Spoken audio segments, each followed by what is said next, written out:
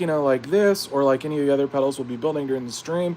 They're jamming and talking about, here to answer questions and hear from all the great customers and build some stuff live.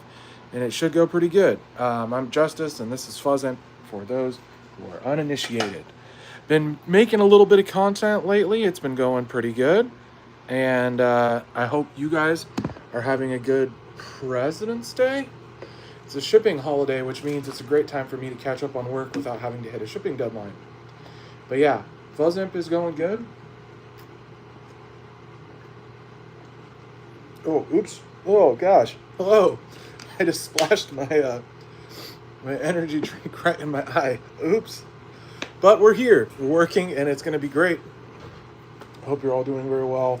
Lots of stuff lined up to build. Going to build some Shroot, some Furia, talk about whatever you guys want to talk about, and we'll keep going. Hey, how's it going? It's going pretty good. I think I'm going to work on some Shroots for a second. Kind of got a Shroot resurgence. I'm sure you've seen it, Dave. We've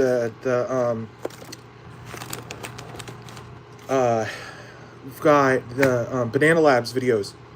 Banana Labs did that demo, and I kind of clipped that and turned it into some content.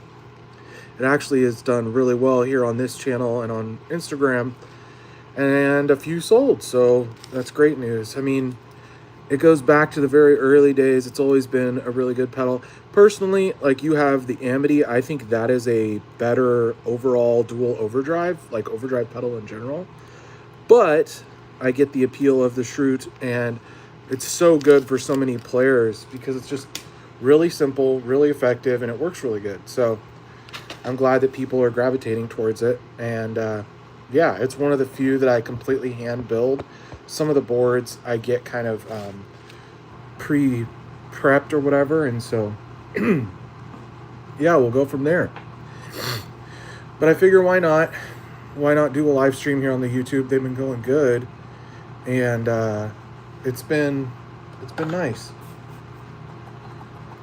Saw a cool amp for sale on Marketplace today. I keep thinking about it. Shared it in some groups, and they were pretty stoked. It was so I use old PV stuff. I have a Bandit that I use a lot in my videos. I have a Minx that lives under the desk. That's what I usually use during the live streams. They're great, those old PV combos, especially if you get them cheap. But what was for sale was a PV Butcher head, which is a full-size, I believe they're 100-watt tube head, maybe 50-watt, I don't know. But it's basically a JCM 800 for a lot less money. Hey, everybody. Definitely check out fuzzimp.com to learn more about the pedals, or check out some of the demos and reviews. Do a little bit of sketch comedy, but for the most part, it's all about the pedals, the Fuzzimp pedals that we are building live. But yeah, I think it's going pretty good. We're working on a Shroot Original right now, which is a great pedal. Ooh, now that I'm looking at that, I want to get some more ribbon cables. That is okay. But yeah, I've been building a lot more stuff. Things are starting to pick up. It's exciting that people are getting into the pedals for the first time. Yeah, I even growing up, like, the old PV stuff, like, it was heavy. It sounded fine, but it was loud and it worked good. Like in terms of reliability, it was good. So there was a lot of it. There's a lot of it that's still around because it was just built rock solid. So anyway, the Butcher is kind of an interesting one because apparently it was like a clone of the JCM 800, and they lost a lawsuit because the circuit was too close, apparently. And so that's where that model went. Anyway, there's a super clean one on Marketplace for 800, and I would like to get it. I just don't think I'm going to end up doing that. They'll probably sell before too long anyway, but it's definitely something I was pretty stoked on for a second. Let's see what we've got here.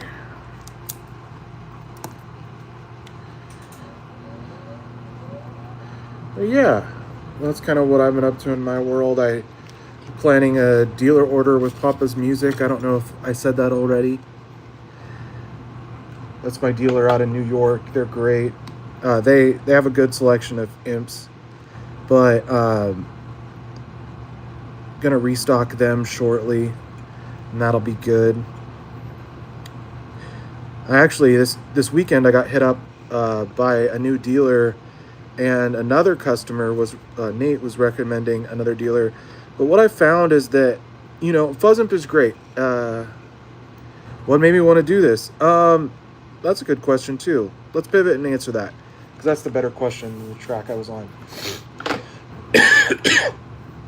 In about 2019, I wanted to get back kind of into music and making content into YouTube. I was really into YouTube for a few years. So I had made all these like review videos of guitars. That was kind of what I was really into. I was using a lot of plugins for my sounds and kind of had some things dialed, but guitars was what at the time was most interesting to me. Took some time off, did some other things in life, and kind of came back and was like, what am I going to do? So I restarted my channel reviewing cheap pedals, because I could afford cheap pedals, and that was something that got a lot of views. And in the course of doing that, I went from buying like, you know, $20, $30 pedals to kind of made a local friend who was a pedal builder that also was really into pedal. And so what I ended up doing was, after linking up with him, I bought a few of his things that he had made, and I started making demos for smaller builders in the Portland area. And over the course of time, I had, spent a lot of money, collected a lot of fuzz pedals. It was like, one of my things was collecting. I tried to collect 100 or 50 fuzz pedals in a year. I hit that, and then I switched it to 100. Long story short, that's kind of what got me into it originally, and it went pretty good. It was cool, but that was kind of, and then I decided, okay, well, I've been reviewing all this stuff.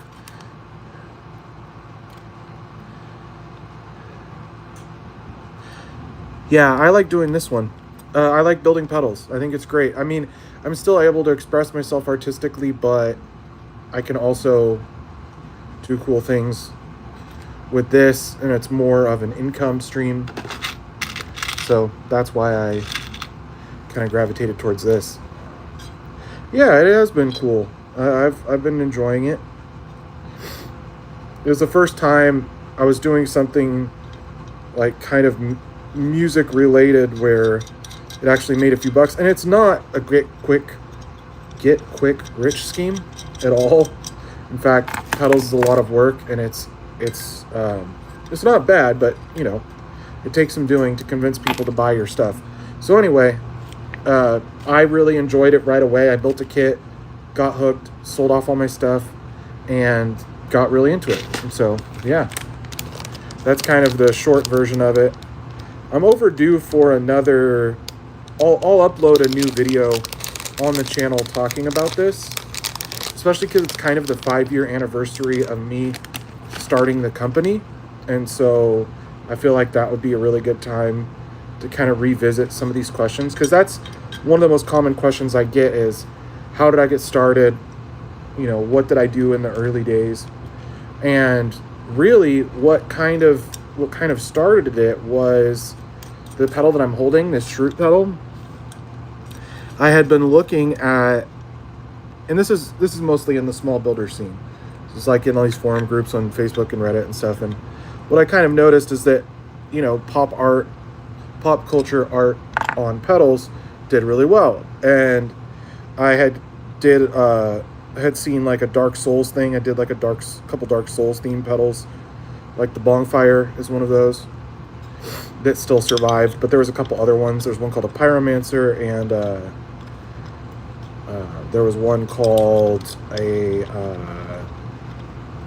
Praise the Sun that I did in the very early days. Anyway,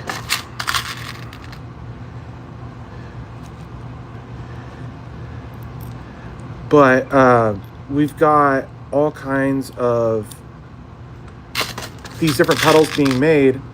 And so I ended up going with, I was designing the art, and I was like, a Dwight Schrute pedal. What if we did that? And I was talking to this artist And I was like, yeah, can you make me kind of like a fan art version of Dwight that almost looks like it was drawn in Microsoft Paint? And that's kind of what we came up with. And as soon as I put together the pedal design and showed it in some groups, it ended up doing really well. And so that propelled the company into success. So yeah, and I knew that it was going to do well because I had people messaging me. They wanted to like buy it before it was even, all I had shown was the art, and people were already sending me money. So I ended up going from there, and it went on to kind of go viral and launch the company. And I went from having a full-time job and this being a side thing to the pedals being the full-time job and everything else being a side thing. And that's how it went.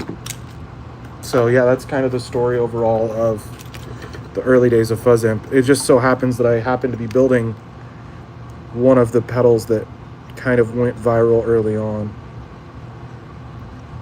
But given the nature of some of the questions on the stream today, it does make me think I might need to revisit kind of a longer form talk video about how I got here, what were the steps before this, those kinds of things. Maybe like a mini documentary, mini podcast. Is it hard to make these, or have I gotten used to it? That's a good question. It's gotten easier. I think there's still definitely a certain amount of focus and practice that you have to apply to making pedals. But overall, it's not that difficult, especially now. For example, this particular design, I've probably made 1,000 of these. Maybe 800 or 900, whatever the number is. It's a lot. So I made the same thing over and over and over again, and every time you build it, you get a little bit better at it, hopefully. So yeah, it gets easier. I'd say building pedals in general is like medium difficult. I worked in assembly in a factory for a while, not doing pedals, like for medical devices. I think some of that experience probably helped. It's kind of a similar methodology. I would say that by the end of that first year, so the end of 2021, early 2022, I would say I got about as good as I was going to get at building pedals. And then it's just little incremental moves since then. So about a year. But I was getting a lot of practice. I think that's probably the only way. I mean, if you want to get good at guitar or any other instrument, you're going to make the biggest jumps in I would say about the first 2 years of playing, because how many do I make in a day, or can I make in a day, is probably the better question. On an average build day, I make between 4 and 8. So this is the thing about building pedals, and like even as I'm doing it right now, like I might get 4 done on stream today or something, 3 or 4. I don't like to do too much all in a row, because you start to get tired and make mistakes, and just the positioning of working sitting down is not super comfortable, even with a good chair, even with good posture. So I kind of like build for an hour, hour and a half, take a break, sometimes, for an hour, come back, so I can always maintain focus. But in the past, I've made as many as 20 in a day. But that's not typical. That's, trying to hit certain deadlines. Yeah, and that is a big factor too, is some models are much, much easier to build. I'm trying to think of what would be the easiest. Creatures were one of the easier ones. Shrewd 2s were pretty easy. It just depends. especially if I'm doing the same exact pedal over and over and over again. Yeah, no problem. But yeah, on a typical day, I usually won't build more than 4 to 6. Yeah, Obtainium was really easy to build. In fact, I have one in for warranty I need to fix at some point. But because it's only 3 pots and the board is already made, it would go really fast. Obtainium is super good. I would say that's probably it. That's probably the easiest one. And in terms of time, like if I was just going to do Obtainiums for a day, I could probably get a lot done. But like I said, just me personally, I don't like to do too much in a row because I kind of will lose focus and make mistakes, or I cramp up really bad. But yeah, between 4 and 8, I think is a perfect sweet spot for a day. And there's a lot of different steps too. Like the bench stuff is one step, and then there's play testing and getting it into a box, and then getting the right pedal matched to the right order, double checking on the software that it's correct. Like that stuff takes almost as long as building it. Is like the play test, getting it packed up, getting the right label on it, and double checking. Like that takes almost as much time as it does to build. Because this is the mistake I made back in the day when the Schrutes went viral. Is I said, okay, it takes me, at the time, it takes me about half an hour to build a Schrute. So I can take in a ton of orders because at most I'll only get like a week behind. So what I did is I let the pre-order window, or I let people keep ordering for a long time. Like I should have shut it off at a lower amount. I think I let it run up to about 70 orders over a weekend.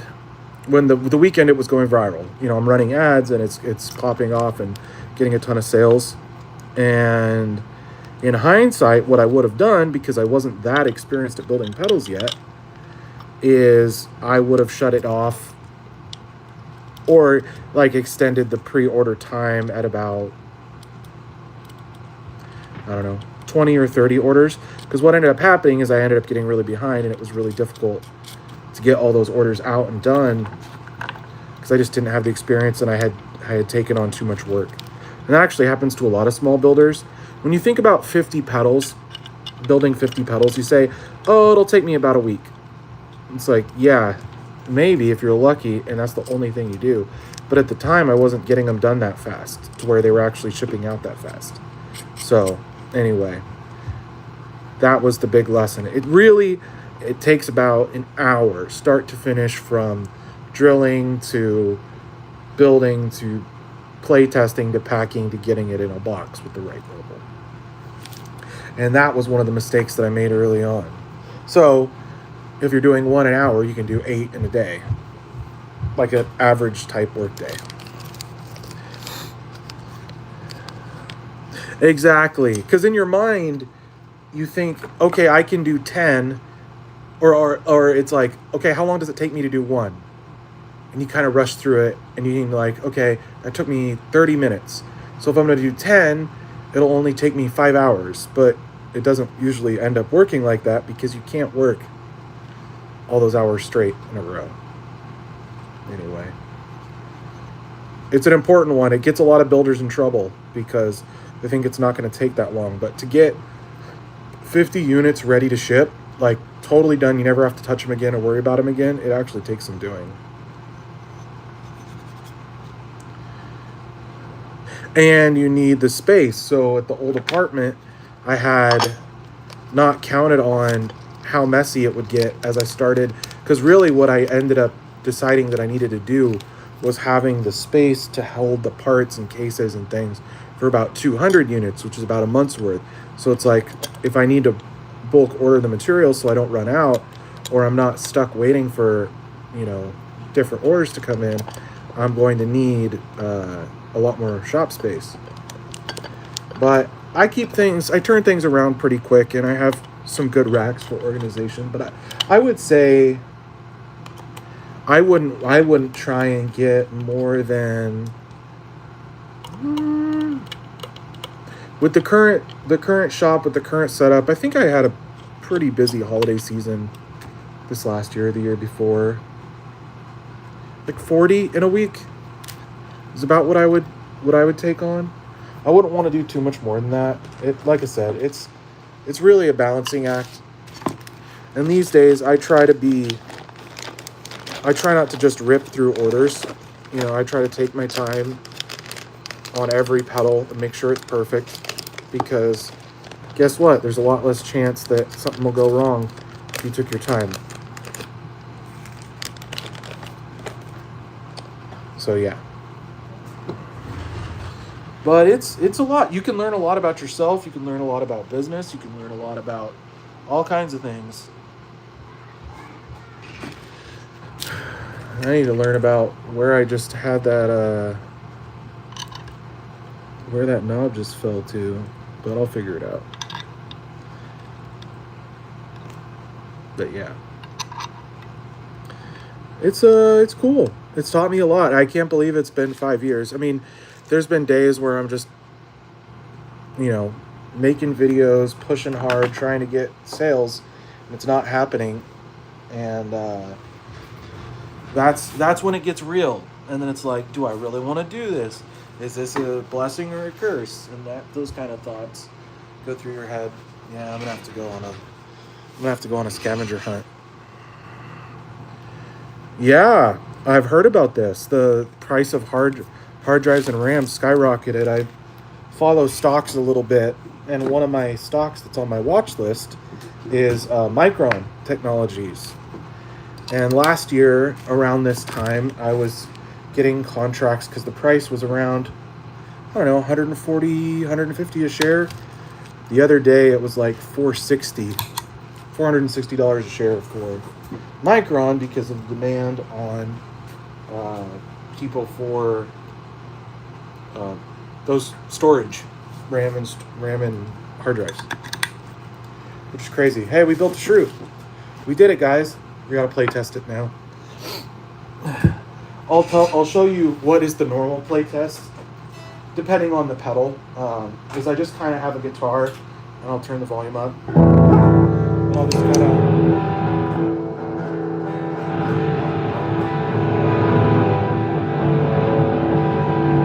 People ask me all the time, like, how much do you play the guitar? I was like, about like what I just did every day, but no. Oh.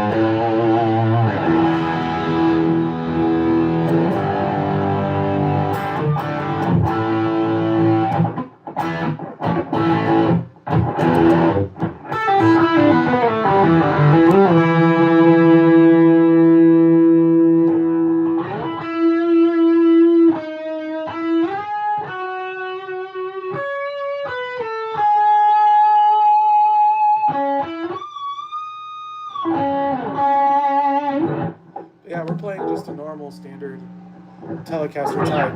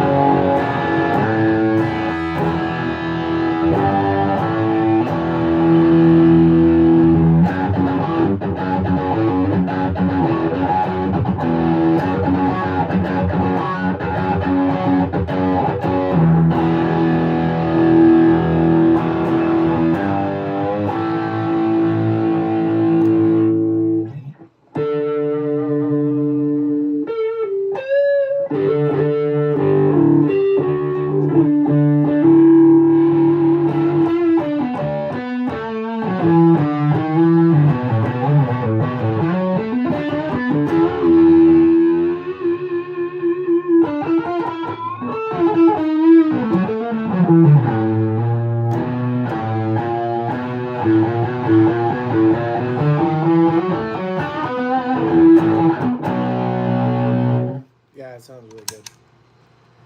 That's a good one. And there'll be days where I'm playing and I'm like, ooh, that's a really good one. I should keep it. And it's like, no, you got to ship it out. Somebody needs it. You gotta send it to the customer. You can't keep them all. But yeah, it's a little Shroot original. I'm going to be back in a minute. I need to go get a tissue and take a quick swig of cough syrup. So I will be back. I'm going to leave this Machina 2 here, Fuzzimp.com, for those who don't know. A lot of my friends and regulars are chiming in chat. Love to see it. If you're not, fuzzimp.com. I'll be right back. I'm going to go get some cough syrup because I'm a little wheezy. But I won't be gone for more than 30 seconds or a minute or so. But in the meantime, drop me any questions if you have any.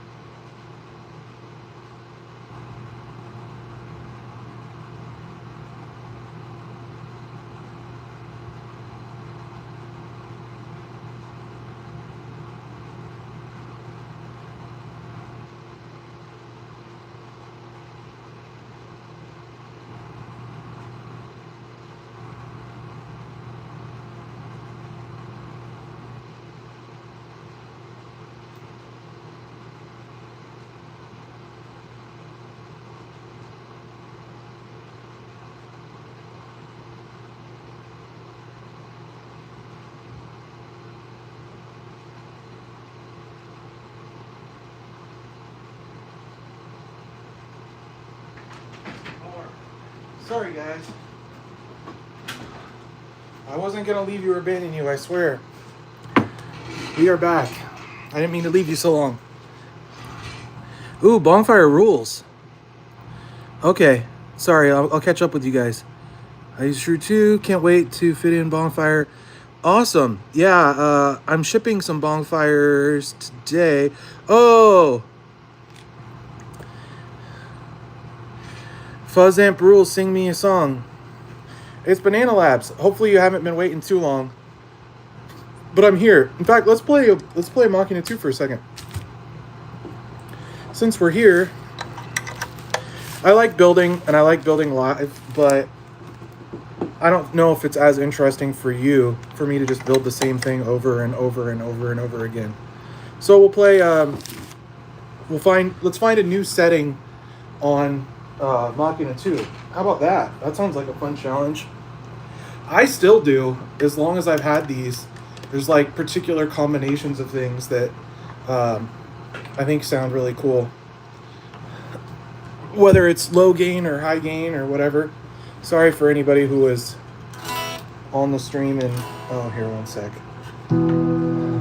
This guitar has a recess jack, and this is the right angle plug, and it kind of slips out. So it's like... Anyway. Here's the fuzz. That's the boost side.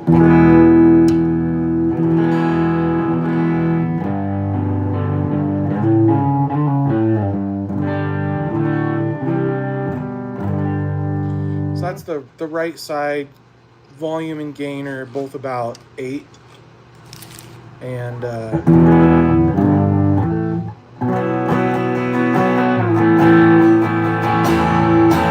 so with a Tele, it's gonna be pretty subtle grit. Like even with max gain,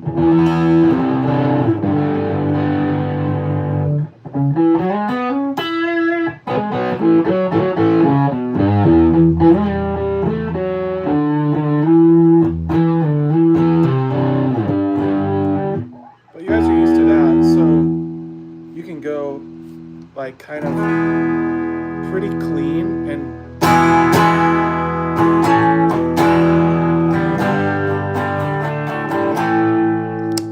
but you guys already know that. Let's go to the fuzz side.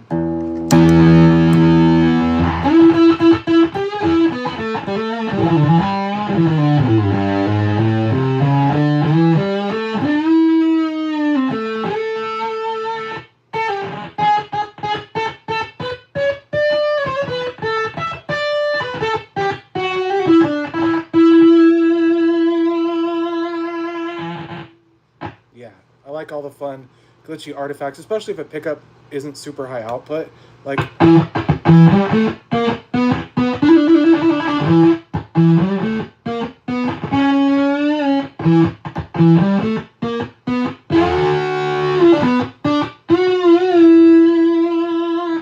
but yeah, we'll play with the squish.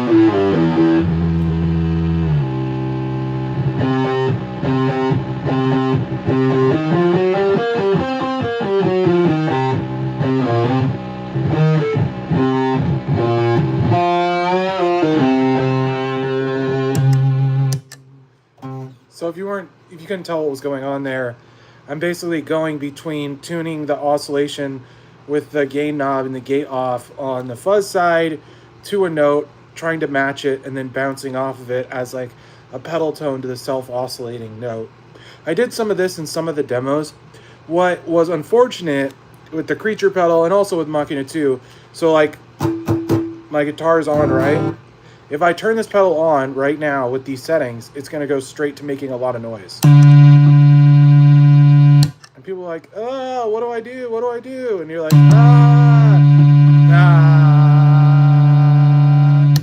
So you have to learn how to use it and tune it to take that out. But it's really easy. You just play with the gate and the squish. Now it's going.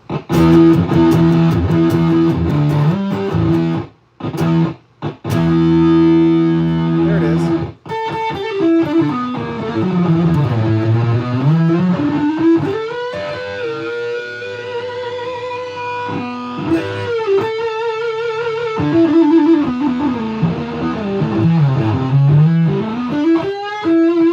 Speaking of Nate, today you can't ship anything, but maybe tomorrow. I was gonna build some of these on stream, but I'm having more fun doing a little bit of jamming because I already did some building.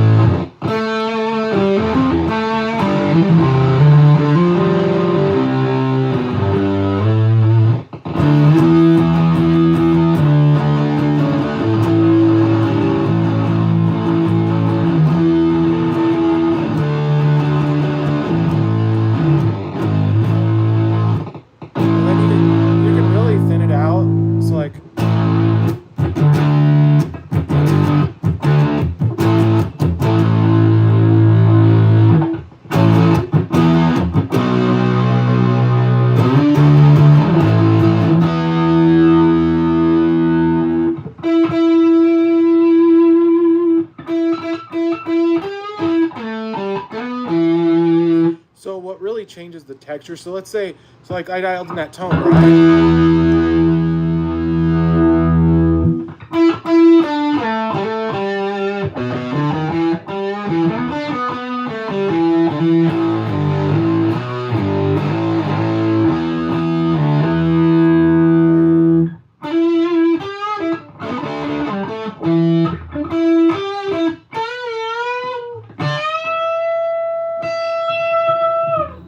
But yeah, so like I dialed in the fuzz tone, I'm totally changing the texture by rolling back and forth the soak control, which is one of the main transistor bias controls. So you're kind of adjusting it from like this brighter, pokier sound.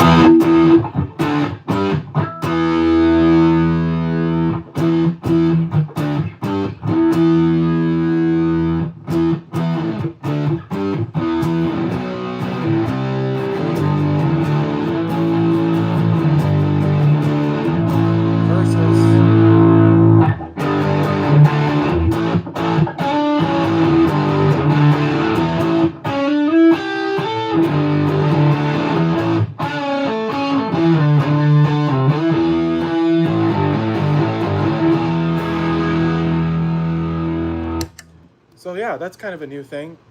I haven't done as much of that on a demo yet, so I'll have to incorporate that. But like, there's versions of that with every knob where as you kind of set something, find a sweet spot, play with the other one, then you start to get all these different sounds. So it's a little primer on some of the fun madness that is the Machina 2. Fuzzimp.com, Fuzzimp.com. Right now, the automatic discount is 10%, but I haven't taken it away yet. So when you go to checkout and you pick out your stuff, and then you go to like pay for it, it'll knock 10% off. Free US shipping, really cheap international shipping. So far, I haven't changed this, but right now I'm actually losing quite a bit of money on my international shipping. They really jacked the rates up from the US for what I pay, from what I used to pay. So now my UK orders and a lot of the other countries I ship to, even Canada, is super expensive versus what it used to cost. So I'm still offering my same deal I always have. You pay $25, but I'm paying $50, and that sucks. So I might have to change that at some point. But right now I haven't, so you can still get in while the getting's good. This does not go to anybody's order right now. Somebody could get this Machina 2 and it would ship tomorrow. So I've been talking it up, and I have more cases like those. I'm also working on some more pink ones. I think there's one spot left for a pink one, and they're like a satin pink. Look at that. Look how cool that is. These are super sweet. But yeah, lots of cool colors, lots of cool pedals. We built a Shroot earlier in the stream. We could build Nate's Furio. Why not? We'll see. I'm also shipping a Bongfire. I don't know if CO Skimmy, I don't know if that's your Bongfire that's in the queue, but I definitely am making more. Yeah, and Amity is so good. I plan on pushing it a lot more, so I have an order of cases coming in for the white version, and I have a black and gold that goes to an order that's going out really soon. I think that's probably one of my favorite pedals. Yeah, I like those clear knobs a lot. I was starting to get a little worried. So far, I haven't run into any issues with orders yet, but my supplier is running a little low on those clear boss knobs that I use. Now, I'm sure they're planning on restocking soon, but the next chance I get, I'm probably going to buy them out of everything they have.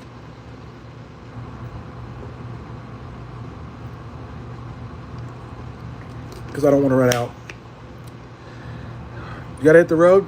Dale, we'll see you later. Thanks for coming by. I'm going to be here for a little bit longer at least. Try to stream for at least an hour. I kind of had to interrupt the stream because my throat was not going my way. So apologies for that.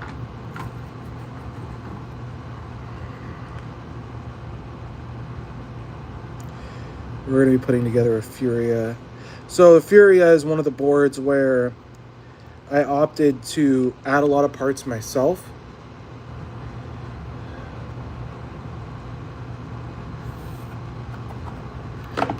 I know Nate has the Machina 2, but this is the Furia that he's getting.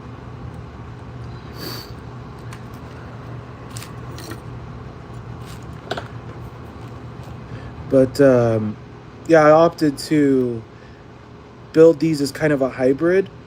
Gives me a little bit of control over certain parts of the circuit, but still keeps most of the important stuff consistent.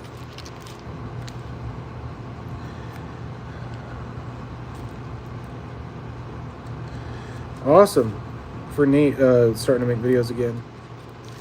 The content grind is real. And it's a big part of my job. I mean, that's why we're doing this live stream. That's why I do all the little videos and clips. And sometimes if I have a good idea, I'll do a longer form one here on YouTube. It's a big part of the job. But it's the part that I probably had the most experience with.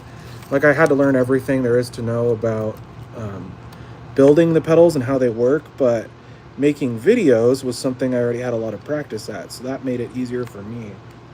A lot of builders maybe are more like engineer types, or, you know, they kind of have that scientific inclination versus like it's a totally different skill set learning how to make videos and record audios. Hey Matt, it's good to see you in the chat.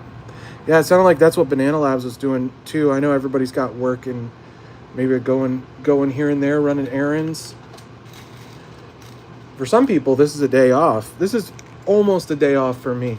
Under normal circumstances, I probably would have just chilled for today because I can't ship anything. But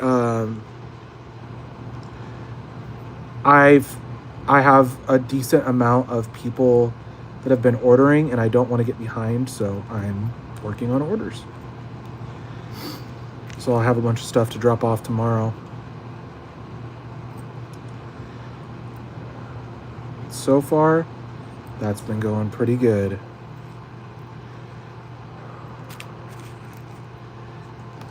Yeah, exactly. For me, I try to strike the balance between kind of fun content to keep people entertained, and actual, marketing that's pretty directly like, hey, this is how this pedal sounds good, you should go buy one, kind of a thing. I've found, people are just getting bombarded with ads so much these days. But for me, it's just being as creative as I can with the organic side. I have a mailing list. It's mostly, friends and a handful of customers. It is an effective tool, but there's not a ton of people on it because I didn't have it set up correctly from day one. That's a piece of advice. I think I've talked about that a little bit, though. Anyway,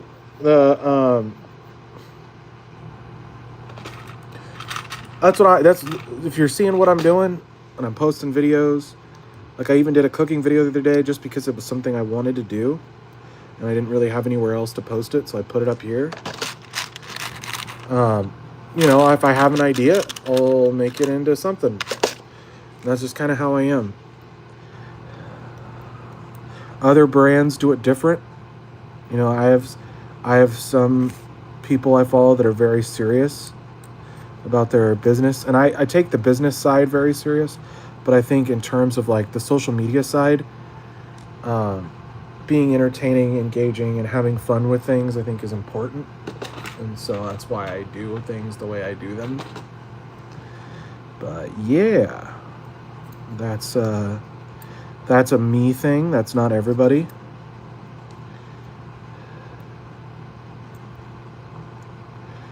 What's my 4 on the floor? I'm not sure what you mean.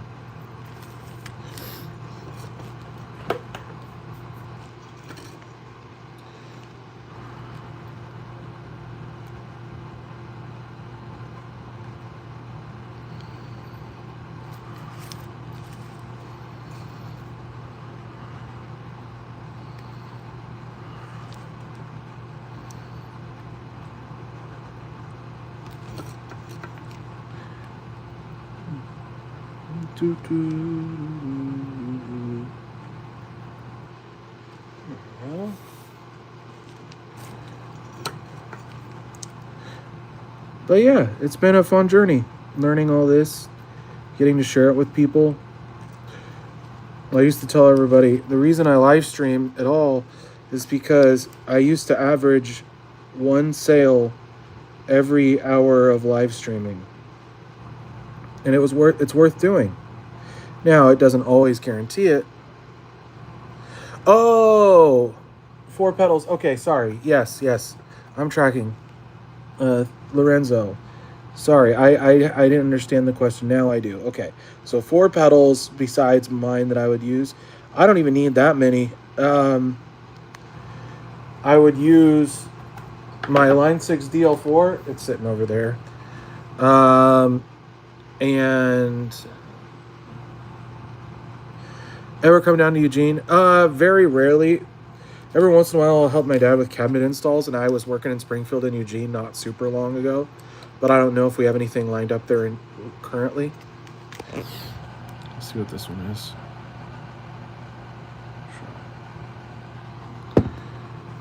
But yeah, DL4.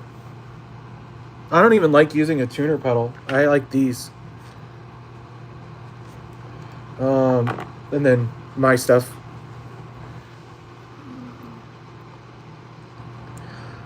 Oh, for sure. I gotcha. Yeah, the pink ones are probably going to be out of stock soon. I have 1 spot left on the website. I'm trying to do the math. I might have 1 in reserve. Sometimes I do that in case I accidentally drill one wrong or screw it up, so I keep 1 case in reserve extra than what's available to order on the website.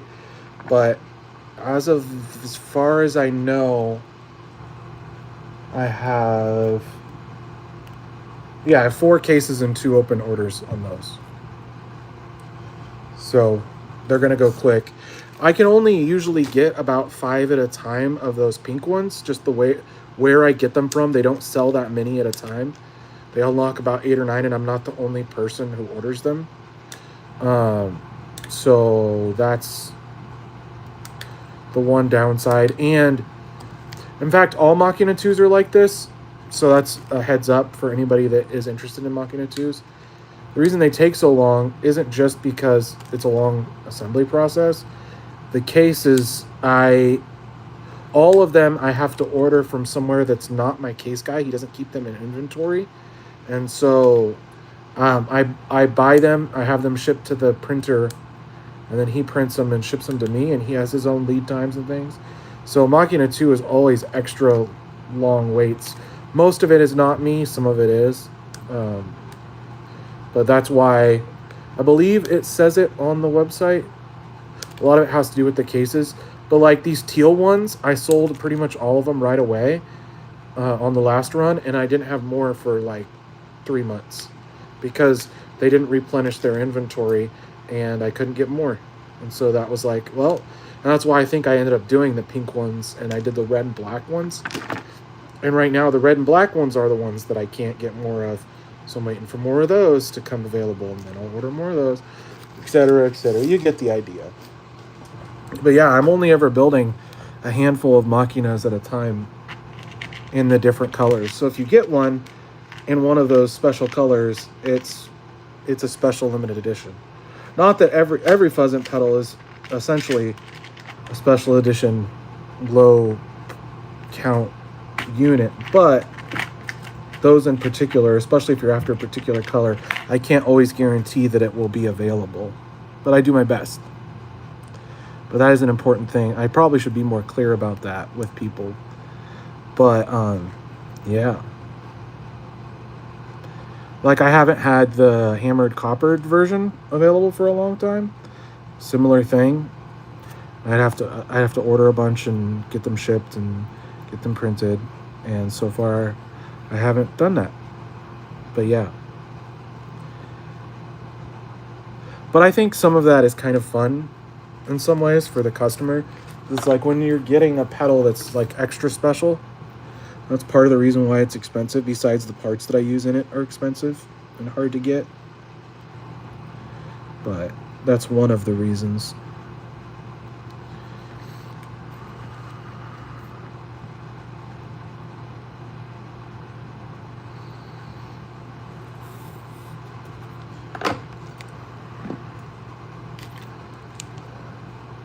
The pink one does look cool.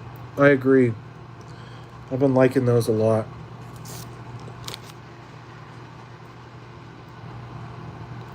I like the blue, the hammered blue ones, like the one I was playing, the teal one. I could get, so like this color. One sec. I could start making them in this color, and it would be a little less limited, but I still would have to special order them. Yeah, Jason is pretty much on his own with stuff. We're not super close, but rarely does he collab with other builders now. But I get it. He makes some neat stuff.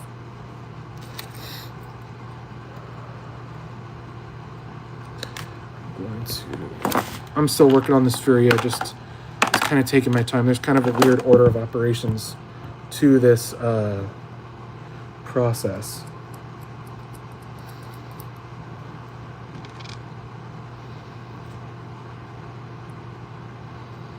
Okay.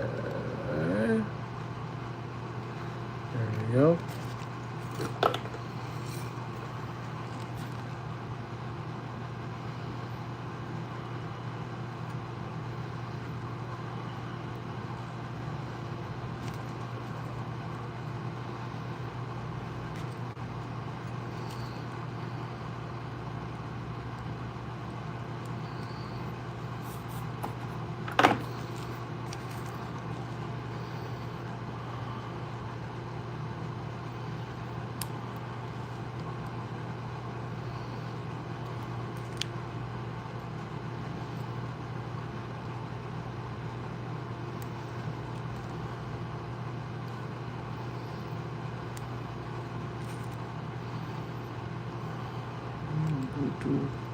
Sorry, this part takes a little concentration.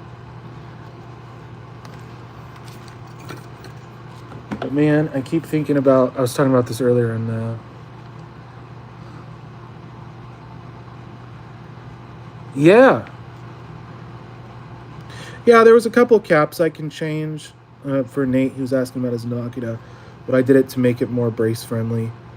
I can play with a couple of the capacitors a little bit. I don't do it on all of them because it is more of a wide open, thicker sound. But yeah, I've experimented a very little bit with a few aspects of it. I even have my personal one. I try not to show it too much because I don't want people to think that it's something they can also get. But I have, I'll show you guys because I care.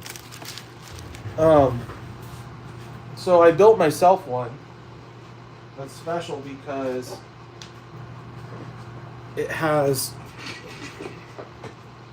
these extra toggle switches, so I can change parts around in certain parts of the circuit. But guess what ended up happening? My modded parts, the custom switches that I added, they don't sound any better than the regular one. They sound different, like it gives you a different shade of different things, but it doesn't sound any better. But I try not to show this one too much because the extra toggles, I don't want people thinking they could order that. Because it was kind of a huge pain in the butt to put them there, and it didn't really benefit it.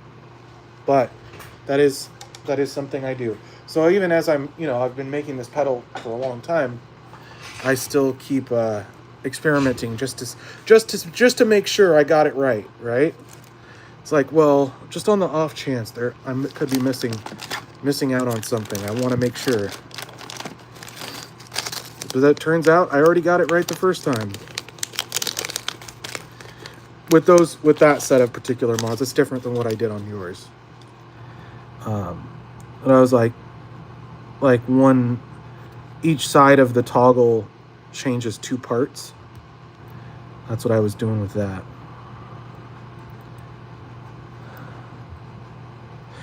The 2 toggles on the regular one. Give me 1 second to finish this, and we'll go over that. But basically, on the right side, it changes from clipping diodes to no clipping on the percolator side. On the fuzz side, it changes out a transistor from a germanium to silicone transistor. Silicon. I always say it wrong. Silicone. What's the different thing? But yeah, from the transistor on the fuzz side. So it's a hybrid setup on both.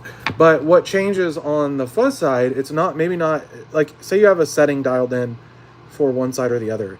You can't really tell as much how different they really sound from each other until you start playing with the soak control, because it's the overall bias and they have really different levels of gain. And so the circuit reacts totally differently to the 2 sides on the left. Where it sounds more subtle in some settings, it's not as you try and find the extremes.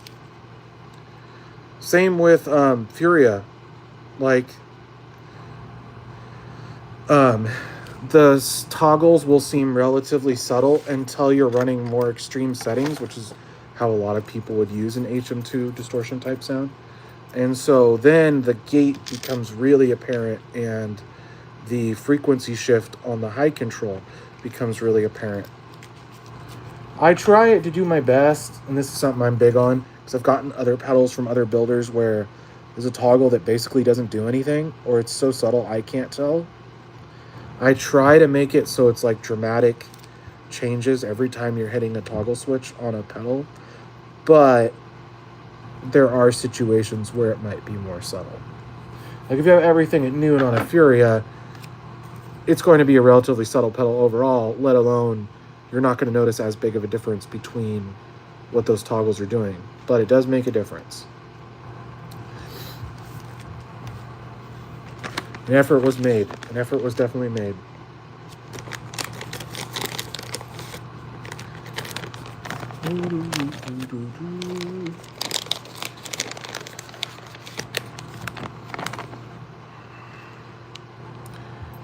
Yes. Yeah, the right side is kind of what the Land Devices does. I'm sure it doesn't sound anything like it. Because of how I build mine, it kind of comes from the very first time I built a harmonic percolator. I made some substitutions with parts that I had, and I've had more authentic ones that sound closer to how they're supposed to sound, and I don't like them as much. I don't think they're as usable as a pedal. So I've left my mods in place, even though it's maybe not the most one-to-one replication of the percolator sound. But yeah, a lot of them they will integrate, like a diode lift.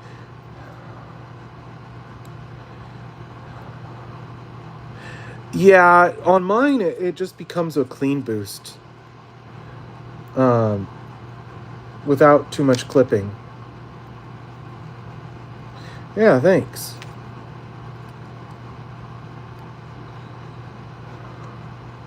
Yeah, I like it. And the Creature pedal, it's a lot more distinct, like kind of what that side of the circuit is doing, because it's made with different components and different levels of gain. The Machina 2 is a lot more thick and warm, just kind of across the board. And that side is more subtle. But a lot of players, especially if they use single coil pickups or lower output pickups, they really like how that side sounds because it can be so kind of chill, especially compared to the other ones. Yeah.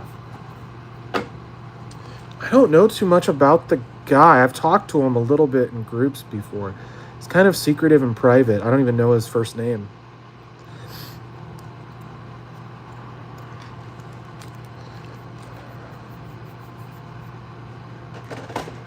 But it's a fun one, especially as you go higher and higher get clang settings on Machina 2 and stuff. You kind of get an interesting sound.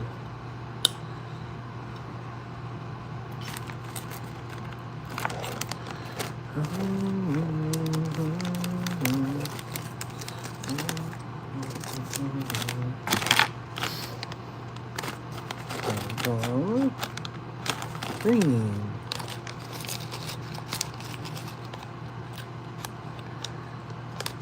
Yeah, everybody's different, man. I try to follow the model of kind of like Steve from Does It Doom or Josh Scott or Jamie from Earthquaker, is like there is a figurehead of the company. I mean, really, I'm the only person, but I work with a designer and I work with a case guy.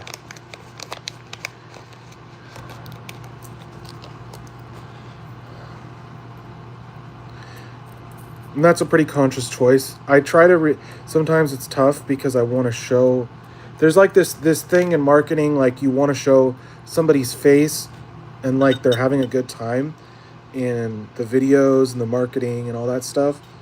And I try to strike a balance between it's all about the pedals to it's all about the person. I think there is a time and place for both. I think it just depends on the company and how you run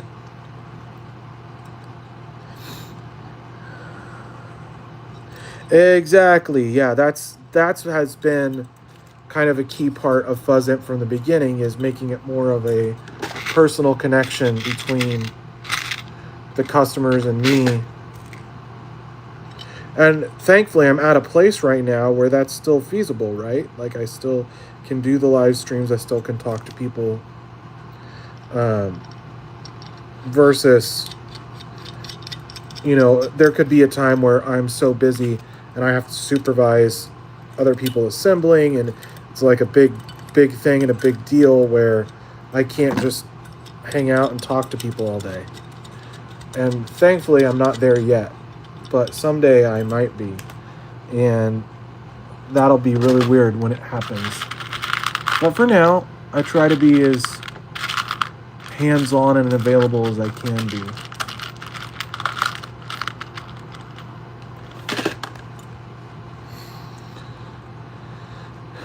Yeah, right on. No, I'm all about it. Oh, these are the ones. Okay. Sorry. Part. Quartz.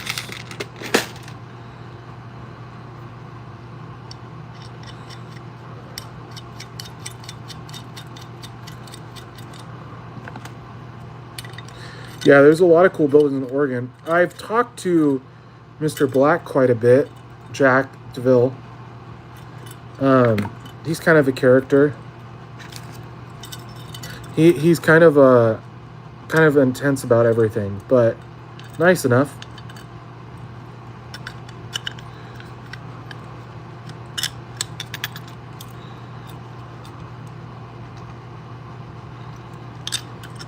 But there's lots of builders. I know a few of the Catlin bred guys.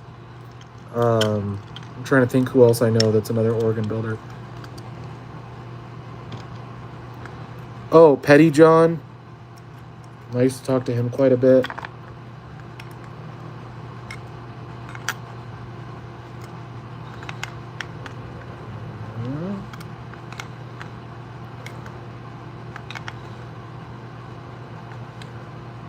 There it is.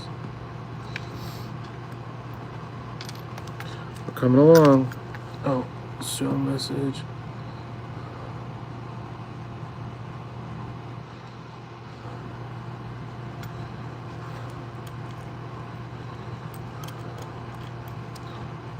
Well, that's cool.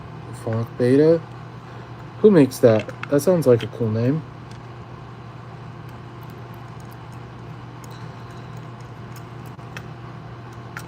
Oh, I know Shay from This Heavy Earth pretty good, and I met him in person.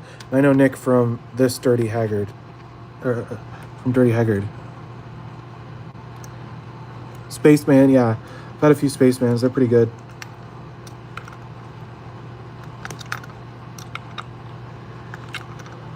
The only thing about the Spacemans is I thought they were kind of expensive for what they were, but they sounded good, and they were built very well.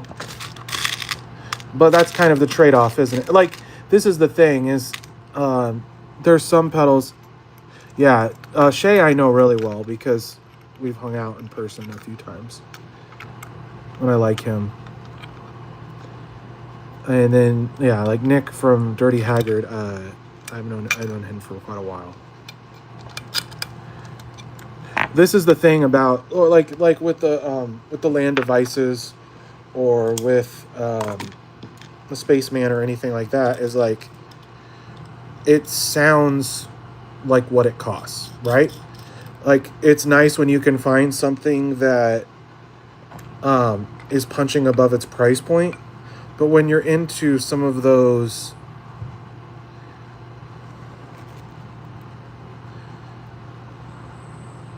Yeah, he was looking at one of my posts the other day. I haven't texted him yet. I follow him. He's been on that posting thing where trying to get Jack White to notice him or some such.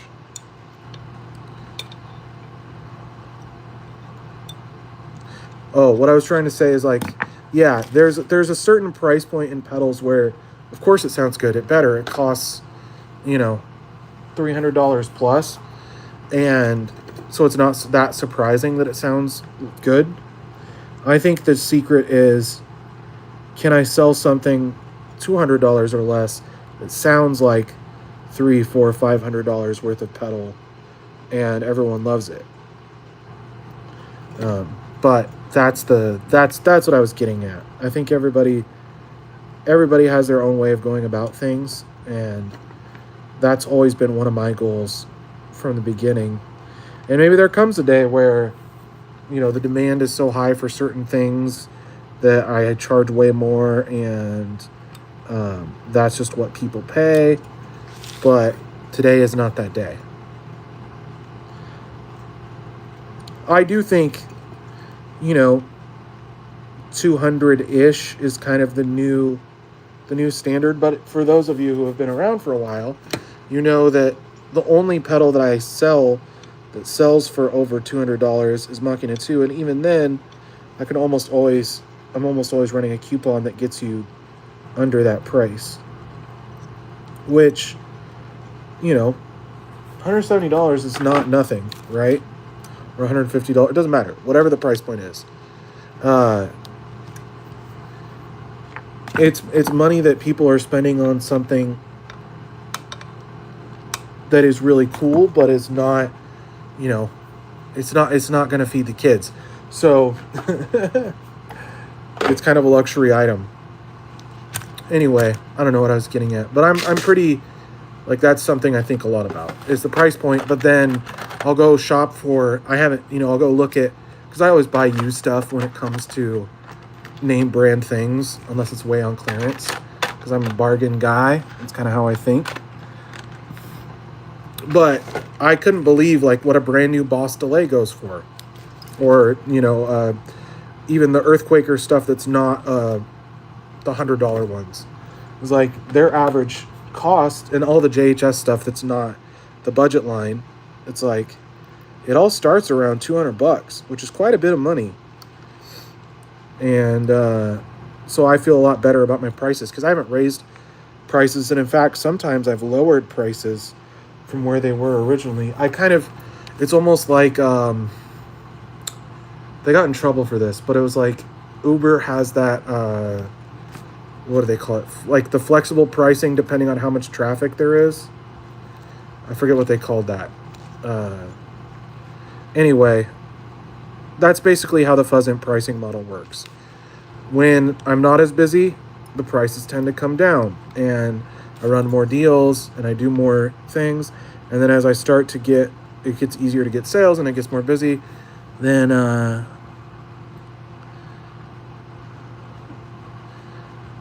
that fuzz face sounds cool. Bongfire is a fuzz face type. It's not an exact fuzz face. It's based off the color sound thing. But that's the closest I've come to it. I think it sounds great, that circuit, that version of it.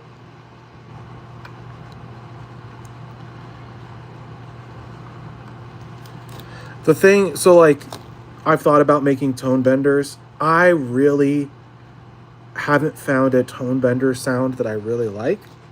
Now that's just me personally. I know a lot of people like them. And this was all before